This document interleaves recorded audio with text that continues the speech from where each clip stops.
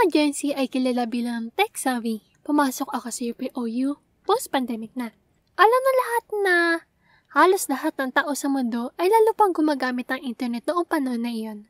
Dahil syempre, bawal ang physical interaction. Ito yung time na na-realize sa mga tao kung gaano kalaki ang influence ng social media.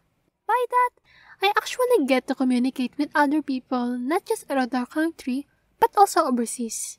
Isa na rin yung development ng AI. Not gonna lie, it is indeed a huge help sa bawat tao sa new generation na ito. Siyempre, may pros and cons pa rin. Pero mas nakakabuti kung ang tool na ito ay makakatulong sa pagpapaunlad ng ating bansa. Why not take advantage of this technology for good, diba? Ang teknolohiya ay ginawa para tulungan tayong mga tao. Tao ang nag-develop sa kanila, diba?